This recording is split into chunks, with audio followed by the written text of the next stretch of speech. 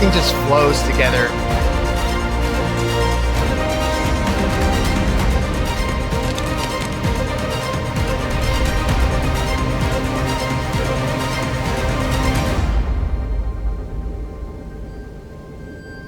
It really feels to me like a global effort to get a board game made. I'm excited to share it with everybody.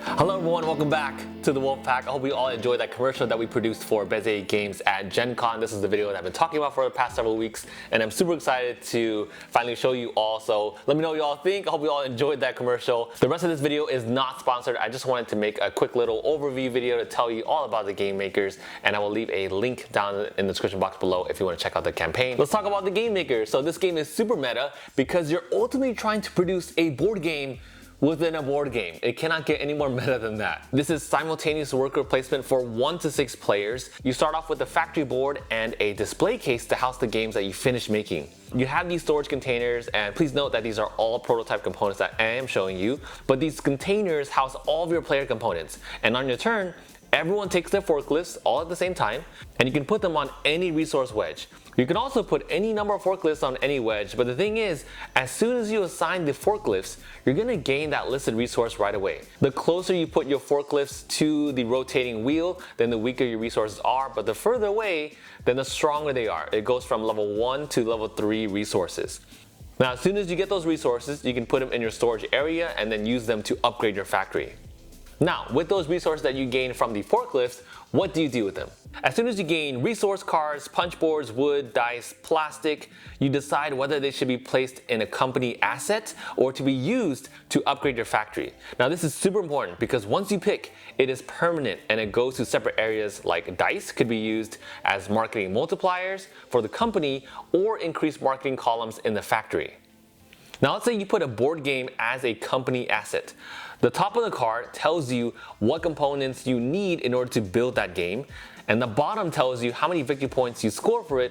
Now as you saw, there are over 300 board games in here, and there are 4 categories of games that you can make, which consist of set collection, war games, co-op games, and engine builders. Tweenies, yes they're called Tweenies, it is an acronym, are used as one-time upgrades that you can unlock, like to gain a level 1 die, or duplicate an effect, or gain 2 cards from the supply. Now what I think is really cool is that this game does have an eco-friendly component, so it does encourage you to go green. And Panda Manufacturing, I think, mentioned also that they're going to be donating $1 to the National Forest Foundation to match certain pledge levels, so go ahead and check that out on the campaign. Now in the game, you can actually plant a tree as well. Now sometimes you'll gain a tree from a reward in game, and you can actually plant those trees and gain different rewards as well. Every set of trees that you plant also scores you multipliers at the end of the game. Speaking of end game, once someone fills up their display case up to 12 games, then that right there will trigger the final part of the game. Everyone is going to finish their current turn, and all players will get one last turn, and you score points based on several different scoring conditions, like having each row with the game of one type of resource, overall the way the games are organized in your display case, how you market your games also will score you multipliers, and the ultimate kicker is that if there's a tie, whoever made the highest ranked game, according to Board Game Geek, will win. And Bezier actually did show us a prototype app where you can scan it with your phone and it'll calculate your scores and everything, which I thought was super interesting. Overall, it's not just a tacked on game. I would say it's like a medium leaning towards a heavyweight Euro game. There's a ton of decision making, ton of ways to score. And a big part of this is that it is simultaneous. So everyone's gonna be taking actions at the same time, and up to 6 players. So with that said, hope you all enjoyed today's quick little overview / preview along with the commercial that we made as well. Let me know what you all think about this game. Is this something that you're going to be interested in? Love to hear your thoughts. Or you can also let me know which one is your favorite game, and hopefully it will be represented in the game makers, because also, check us out. Ooh, it's a giant version of Andromeda's Edge, the card in the game. Look at that.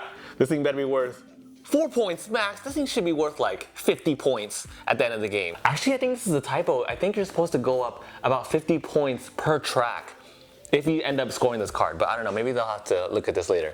Thank you for putting up with my antics and watching this preview video, and if you made it to the very end, go ahead and comment forklift for all those fun little forklifts that we're moving around. I appreciate you all so much, and I will see you all tomorrow.